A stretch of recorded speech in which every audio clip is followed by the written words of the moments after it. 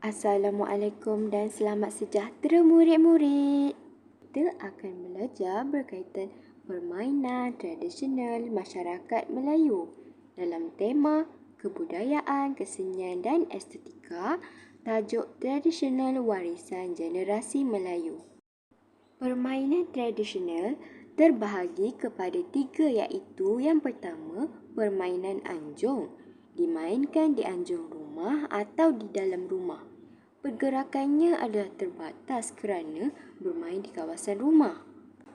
Yang kedua adalah permainan halaman, memerlukan kawasan yang agak luas. Dan yang ketiga ialah permainan lasak. Ia memerlukan kawasan lapang yang luas kerana pergerakan yang lincah, aktif dan lasak perlulah dilakukan.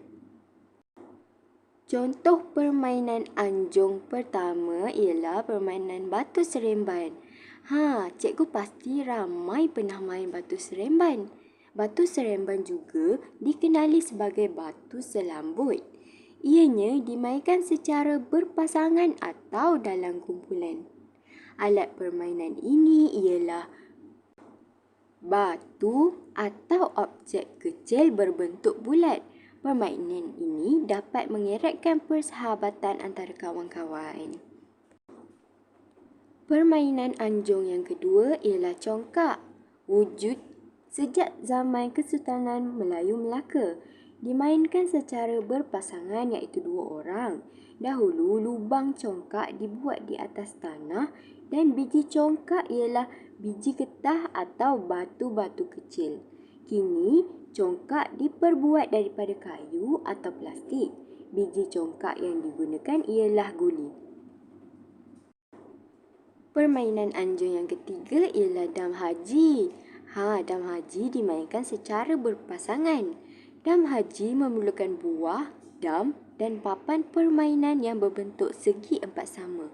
Setiap buah dam boleh bergerak secara sending sama ada ke kiri atau ke kanan iaitu dalam keadaan kehadapan. Buah dam yang sampai di hujung papan lawan dikatakan naik haji dan bebas untuk bergerak. Permainan ini dapat memupuk kemesraan antara satu sama lain. Antara contoh permainan halaman pula ialah permainan tating lawi. Ianya dikenali juga sebagai sepak bulu ayam. Diperbuat daripada 3 atau 4 helai bulu ayam yang diikat pada kepingan getah atau kertas tebal.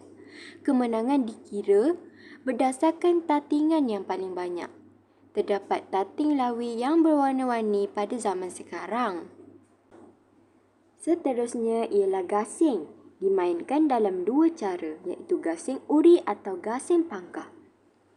Gasing uri macam yang warna merah tu, manakala gasing pangkah yang berwarna kuning itu. Gasing uri dimainkan untuk menguji ketahanan gasing berpusing. Gasing pangkah dimainkan secara individu atau berkumpulan. Caranya dengan memangkah gasing pihak lawan agar gasing mereka pecah atau berhenti berpusing. Selain itu, ketenting. Permainan ini biasanya dimainkan oleh kanak-kanak. Gelanggang dibuat dengan melukis petak-petak yang bersambung di atas tanah. Setiap pemain perlu mempunyai penanda seperti batu. Permainan ini dapat mengeratkan persahabatan. Mesti semua murid pernah main ketenting kan?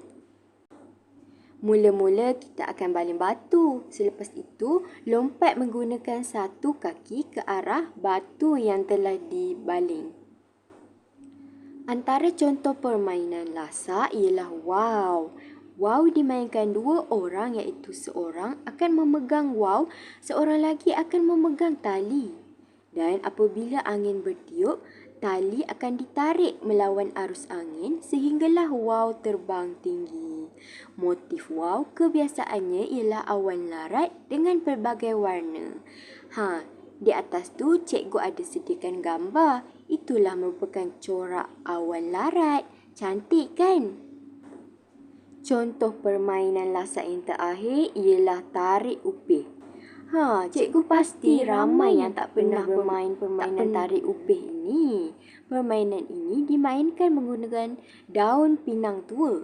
Permainan ini dimainkan secara berpasangan.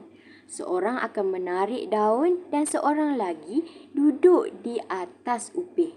Mereka akan berlumba siapa yang sampai ke garisan penamat terlebih dahulu, dialah yang menang. Di bawah itu, cikgu ada sediakan gambar daun pinang tua. Tebal kan? Cikgu, bilakah masyarakat Melayu memainkan permainan tradisional? Permainan tradisional dimainkan untuk mengisi masa lapang. Selain itu, permainan tradisional juga dimainkan sewaktu aktiviti kemasyarakatan dijalankan. Jadi, itu saja pembelajaran kita pada hari ini. Tahniah kepada murid-murid kerana telah berjaya mempelajari contoh permainan tradisional masyarakat Melayu. Terima kasih. Jangan lupa selesaikan tugasan yang seterusnya.